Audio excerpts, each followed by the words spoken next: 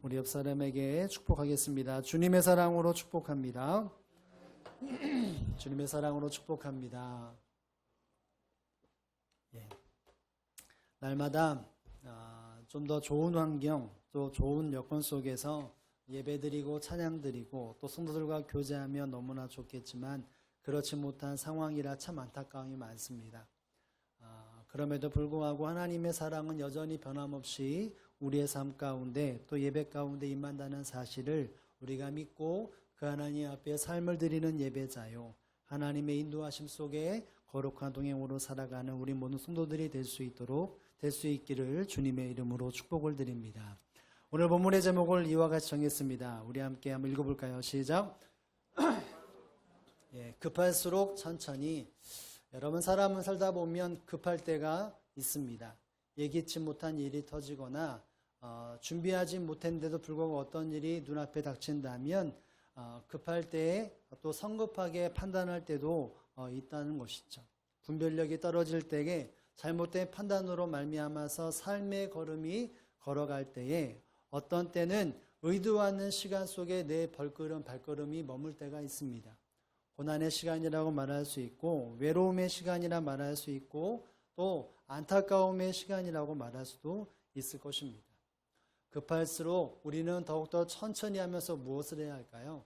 내 삶 속에 가장 기본적인 분별력들에 대해서 점검할 수 있어야 하는 것이죠.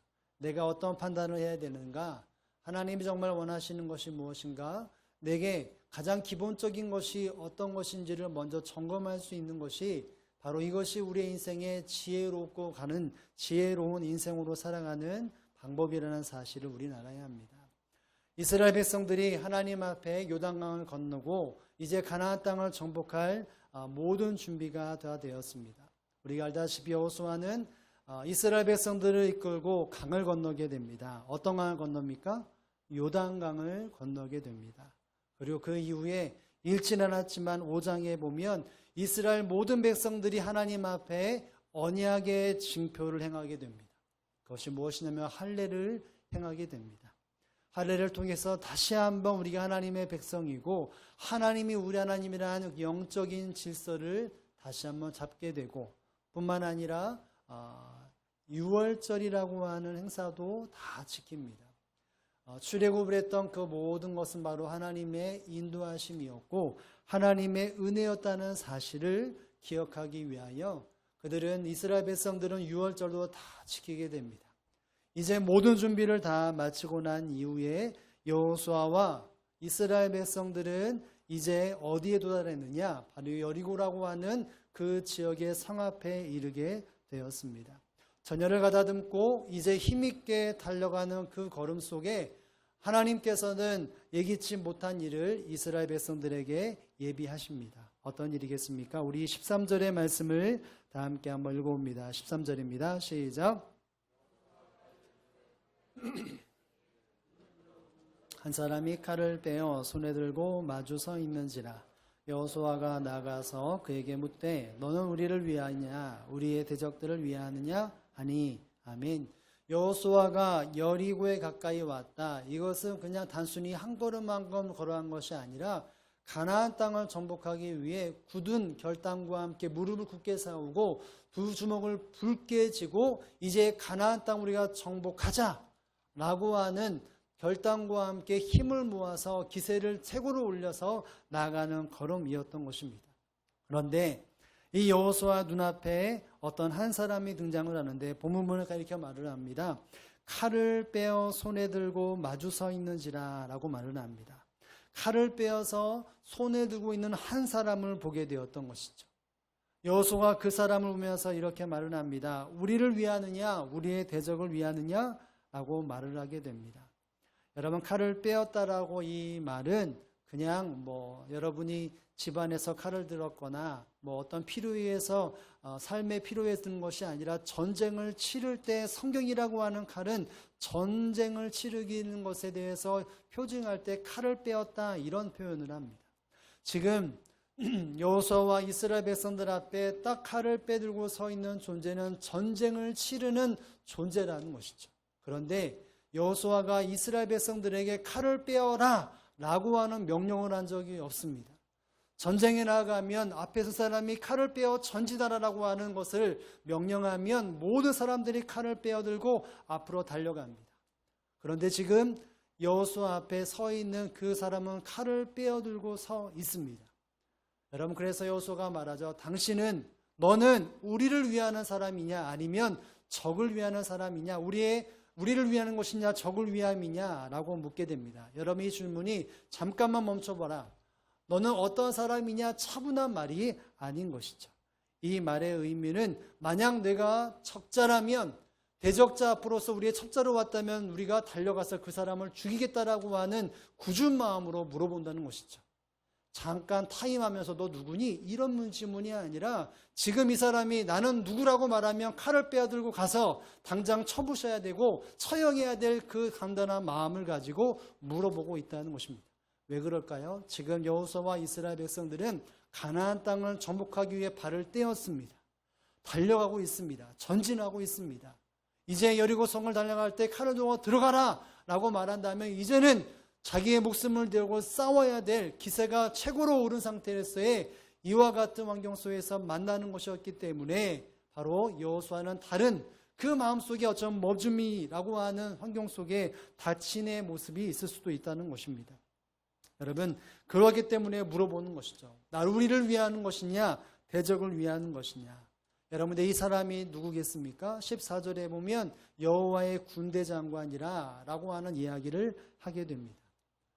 여호와의 군대 장관이라, 이 말은 여러분 이것은 자신의 자의로 여호수아와 이스라엘 백성들을 막은 것이 아니라 하나님의 뜻으로 여호수아와 이스라엘을 막고 서 있는다는 것이죠.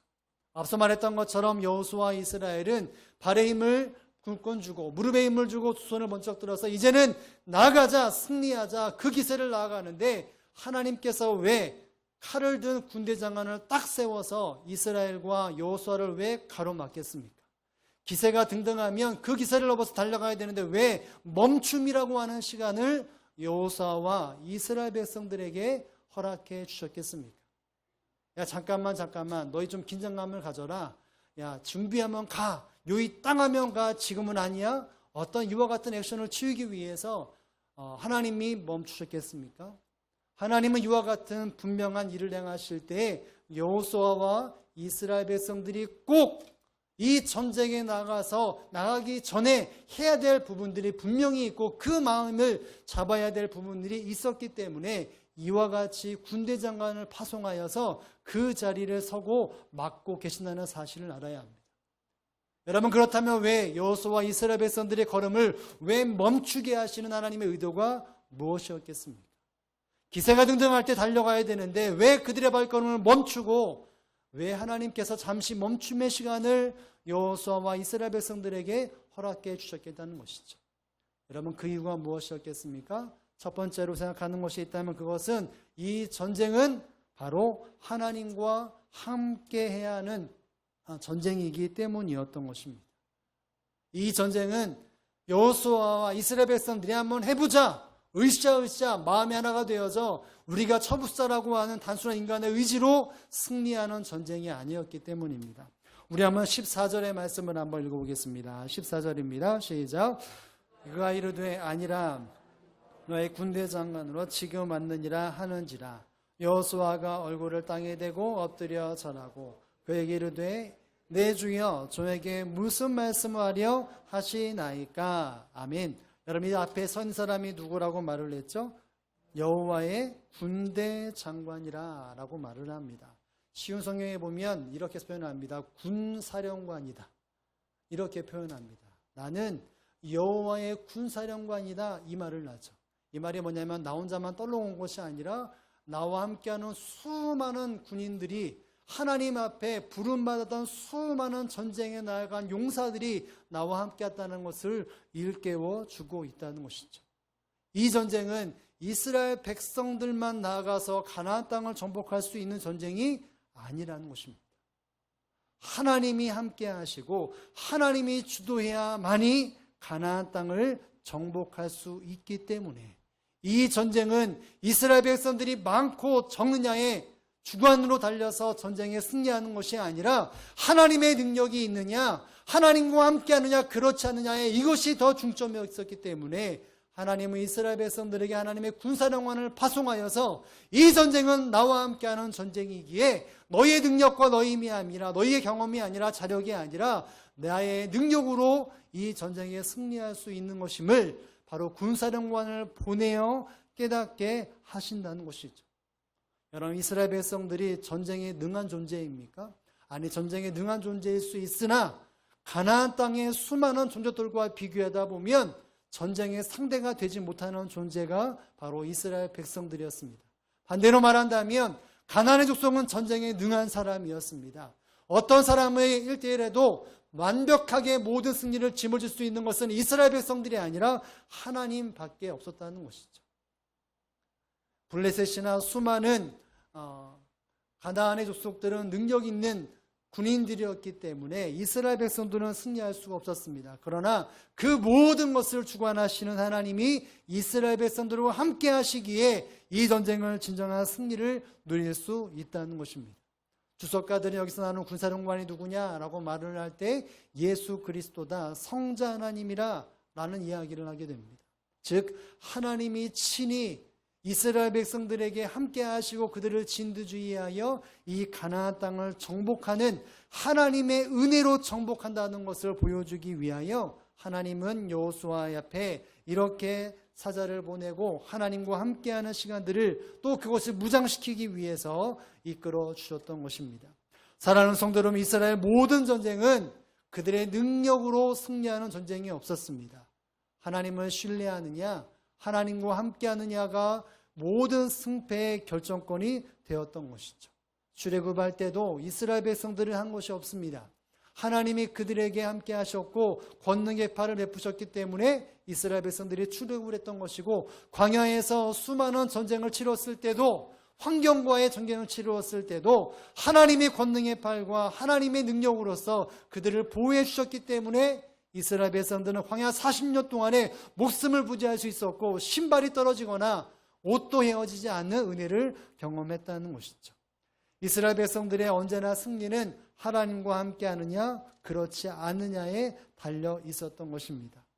이스라엘 백성들이 지금 힘을 모아서 이제 가나안 땅을 정복하자라고 말을 할 때 그 전쟁의 승리가 그들이 잘나서 만반의 준비를 해서가 아니라 하나님이 함께 하시는 전쟁이어야만이 승리할 수 있었기 때문에 너희는 잠시 멈추고 내가 이끌어가는 전쟁이기에 너희는 나와 함께 이 전쟁을 나가야 한다. 이 강한 메시지를 주시기 위하여 하나님은 일하셨던 것입니다. 사랑하는 성도 여러분, 우리가 잘 아는 것처럼 다니엘서에 보면 하나님 앞에 다니엘이 믿음을 지키고 기도의 자리를 지킬 때 대적들이 뭐라고 말을 합니까? 다른 신에게 기도하는 시간을 주면 그 사람은 우리가 처형하자라고 하는 조서를 꾸미게 되어집니다. 여러분, 그 조서가 임금의 도장이 찍혀서 모든 땅에 반포가 되었습니다. 다니엘이 기도를 하면 이제는 사자굴에 갇히게 되는 것, 사자굴에 죽게 되는 것은 기정사실이 되었습니다. 여러분, 다니엘은 그 환경 속에 어떻게 합니까? 눈을 질끈 감고 그냥 속으로 기도하지 않았고 여전히 마찬가지로 창문을 활짝 열고 하나님 앞에 정한 시간, 기도의 시간을 지켰습니다. 하나님과 함께하는 시간을 포기하지 않았던 것이죠. 그래서 그가 어디로 들어갑니까? 사자굴에 들어가게 되어집니다. 그런데 그 사자가 이 다니엘을 먹잇감으로 생각하지 않습니다. 이유가 무엇이었을까요? 들어가서 지혜를 하나님이 주셔서 혹은 무기를 들어서 사자를 꽉 묶은 것이 아니라 성경에 보면 이렇게 말을 합니다. 다니엘서 6장 22절에 보면 이런 말을 하죠. 나의 하나님이 이미 그의 천사를 보내어 사자 입을 봉하셨으므로 사자들이 나를 상해하지 못하였사오니 라고 말을 합니다. 다니엘이 뭐라고 말하냐면 그의 천사를 보내어서 사자 입을 봉하셨다 이렇게 말을 합니다.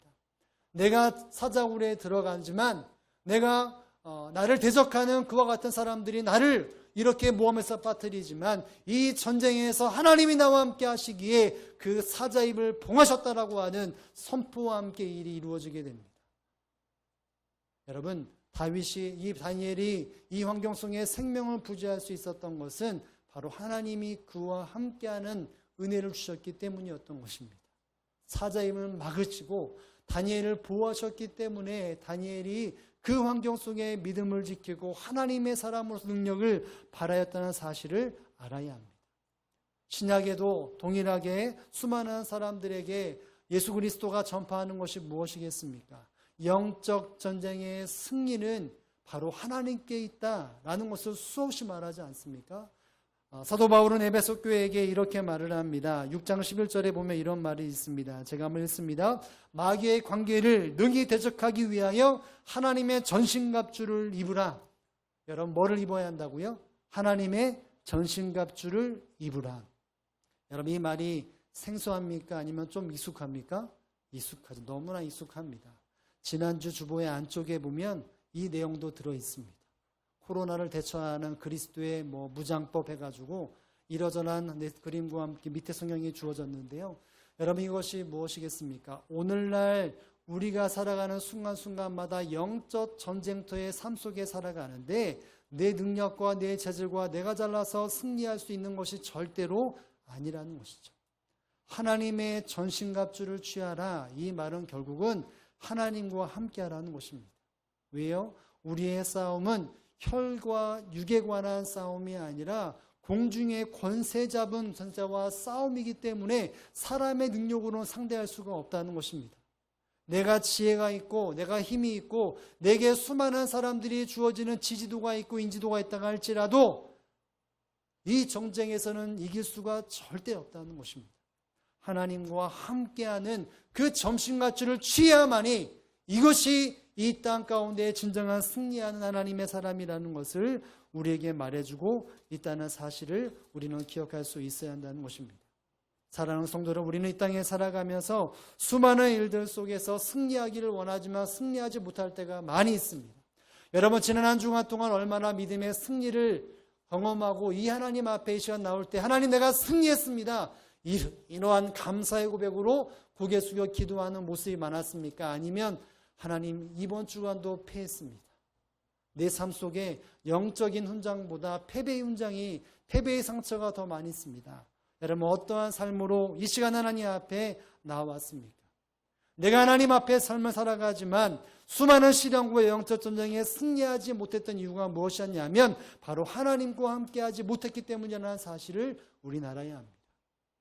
하나님이 원하시는 것은 우리에게 승리를 주시는 것이고 하나님 믿음의 사람들은 패전병이 아니라 날마다 승리가를 높이 부르는 승리하는 하나님의 사람으로서 하나님 우리에게 인도해 주시고 함께 하신다는 사실을 우리는 기도하고 또 깨달을 수 있기를 주님의 이름으로 축복을 드립니다. 특별히 한 주간 동안 살아가며 급할 때 우리는 하나님과 더욱더 함께하고 또 교제하는 삶을 살아가야 한다는 것입니다. 여러분 기도하지 않는 성공, 하나님이 열어주지 않는 성공, 하나님이 함께하지 않는 성공은 분명히 겉으로는 기쁨이고 즐거움이지만 결국 어느 순간에는 넘어지게 되어 있습니다. 실패하게 되어 있습니다. 어느 순간 보면 내 안에 후회가 일어나는 때가 반드시 있다는 것이죠.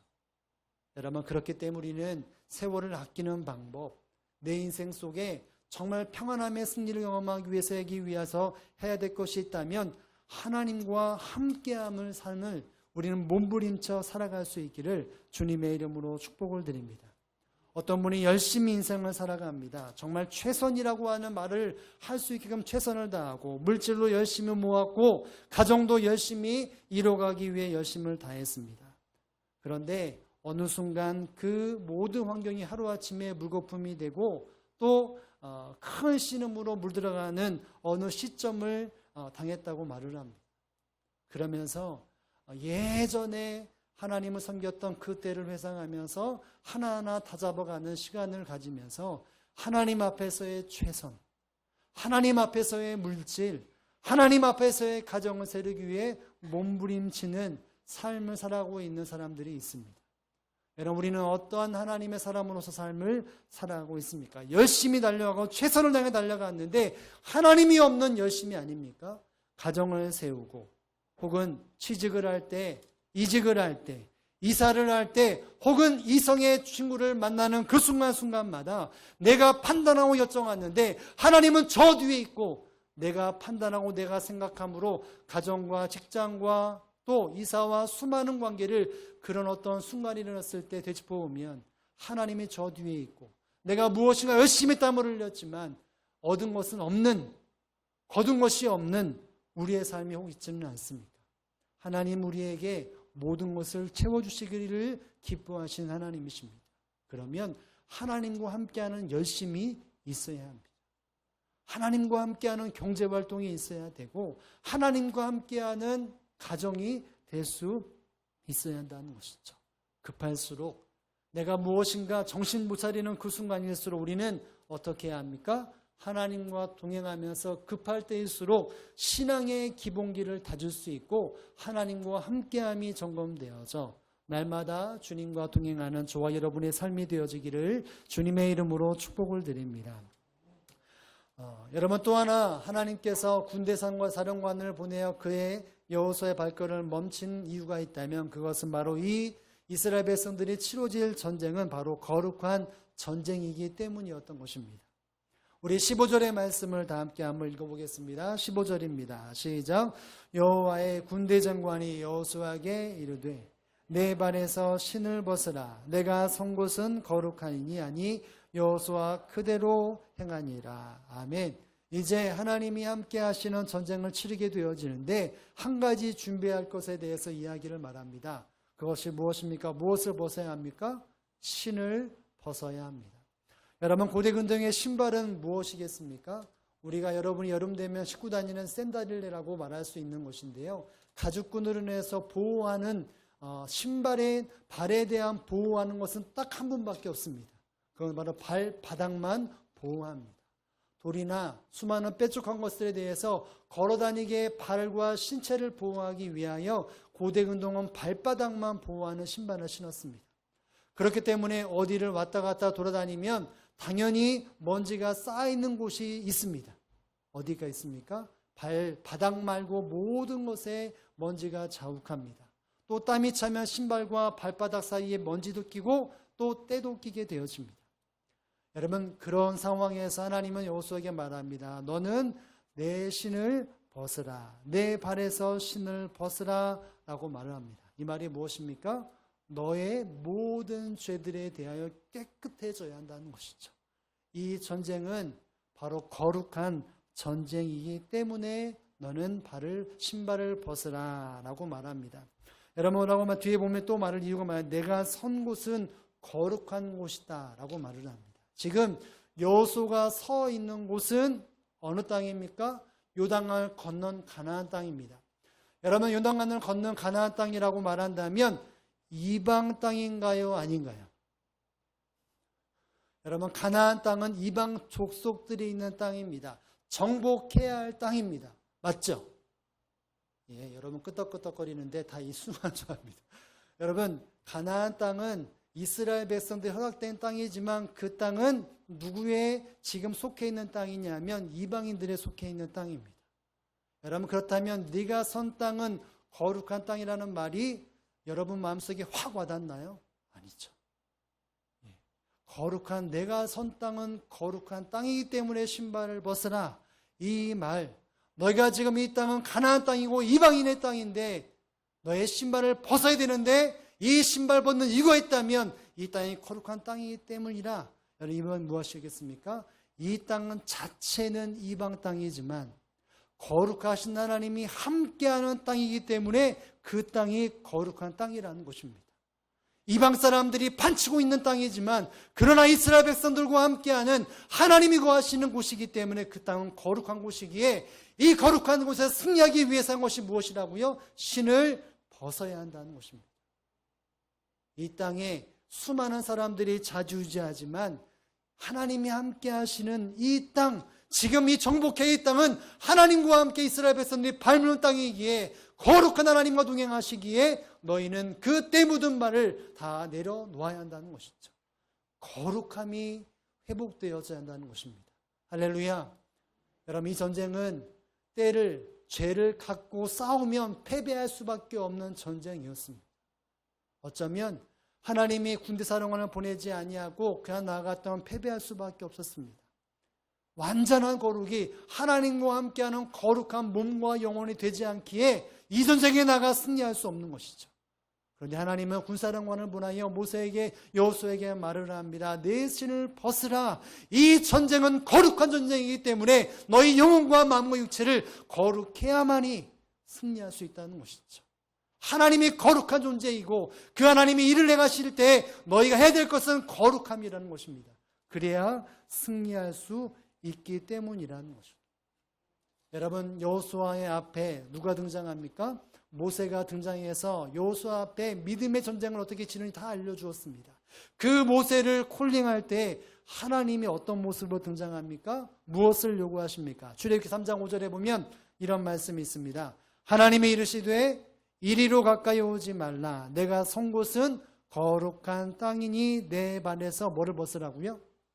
신을 벗으라. 미디안 광야에서 분명 이방 땅임에도 불구하고 내 신을 벗으라. 내 발에서 신을 벗으라. 이곳은 거룩한 땅이다. 내가 너를 만나고 내가 너와 함께하는 이곳이 거룩한 곳이기에 너는 거룩해야 한다. 때묻고 죄악으로 빠졌던 그 모든 것을 다 내어버리고 거룩함이 되어야 한다는 것이죠.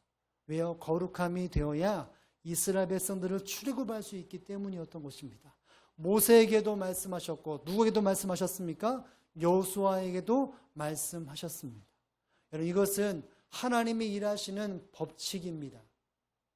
하나님이 이스라엘 백성들을 통해서 일하시고 이스라엘 백성들이 승리하고 평안할 때마다 언제든지 그들의 삶의 기본은 거룩이었습니다.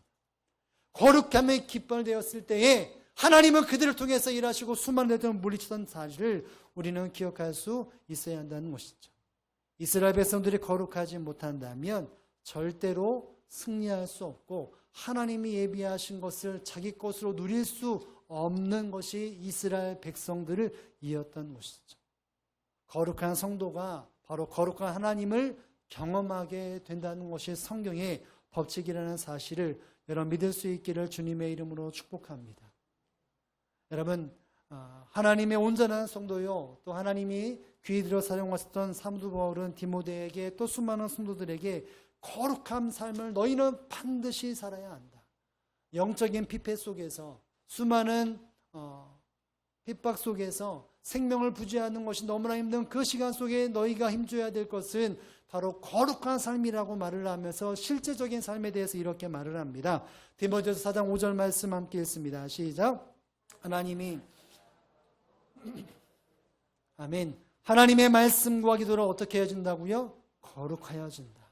여러분, 거룩이라고 하는 것은 실제적인 삶입니다. 거룩하신 하나님, 우리가 거룩한 삶을 살아가기를 원합니다. 그냥 고백으로 끝나는 것이 아니라 거룩함이라면 그 거룩은 반드시 실제적인 삶 속에 드러나는데 그 삶은 뭐와 뭐죠?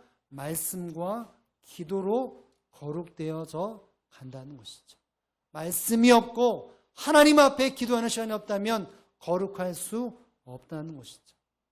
여러분, 말씀과 기도가 강화되어지는 삶이 있다면 절대로 하나님의 은혜, 하나님의 권능, 하나님의 평강을 경험할 수 없다는 것입니다.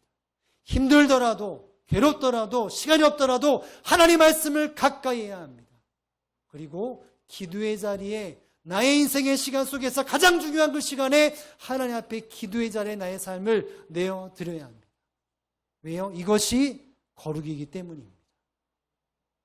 전쟁 같은 생활 속에서 정말 허덕이는 생활 속에서 내가 내 생명을 부지하고 정말 이 땅에 희미한 하나님 허락하시는 평강과 은혜의 그 빛을 찾기 위해 우리가 애써야 한다면 그 애씀은 결국 하나님의 말씀 앞에 하나님 앞에 교제하는 기도 시간에 몸부림치는 삶이 저와 여러분에게 있다는 사실을 여러분 깨달을 수 있기를 주님의 이름으로 축복합니다.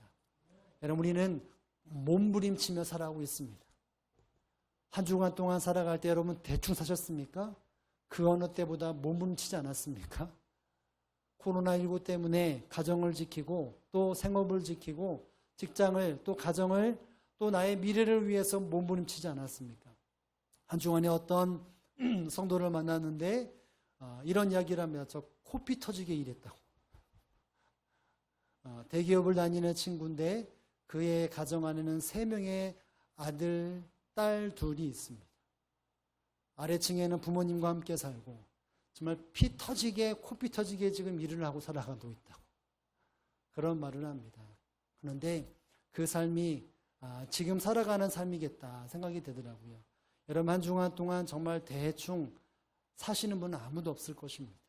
이른 아침에 눈을 번쩍 뜨고 일어나고 정말 직장에서 미래를 살리고 또 가정에 책임지는 것에 대해서 정말 최선을 다하게 하기 위하여 미래를 위해 몸부림치며 삶을 살아오지 않았습니까?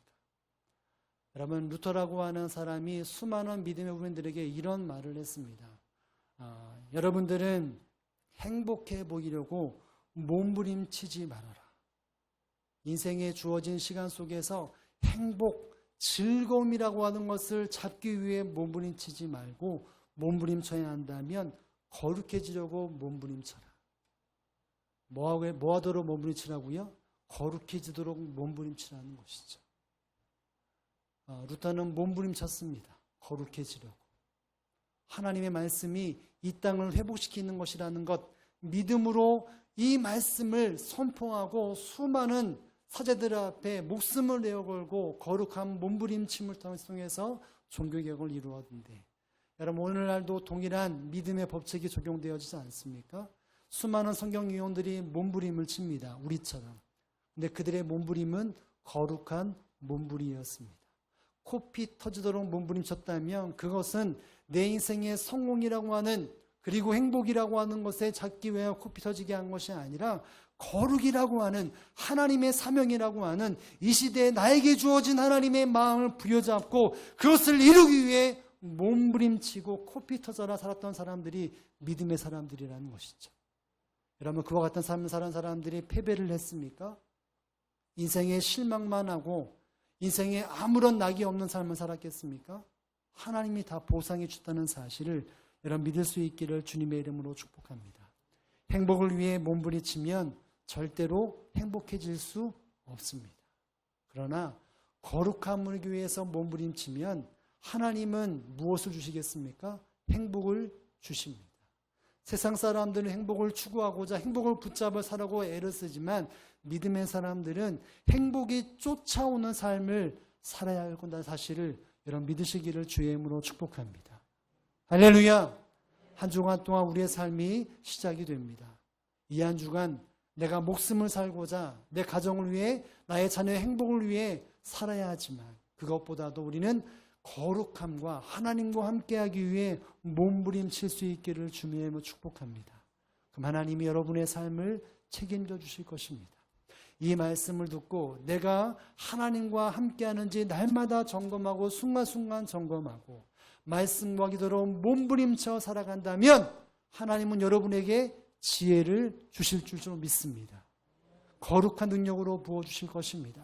세상에 줄 수 없는 행복과 평안함을 여러분에게 주신다는 사실을 여러분 믿으시기를 바랍니다. 세상이 우리를 보호할 수 없지만 우리가 몸부림치며 하나님과 함께하고 하나님의 말씀과 기도로 몸부림치면 하나님은 여러분에게 권능의 팔로 여러분을 고이 안아주시고 날마다 권능의 팔로 여러분의 삶들을 굳게 붙잡아 세상이 줄 수 없는 평안함과 여러분의 인생의 시온의 대로로 하나님이 채워주신다는 사실을 믿고 그 주님과 동행하며 급할 때 더욱더 믿음으로 하나하나를 점검하여 주의 평강을 경험하는 저와 여러분의 삶이 되어지기를 주님의 이름으로 축복을 드립니다.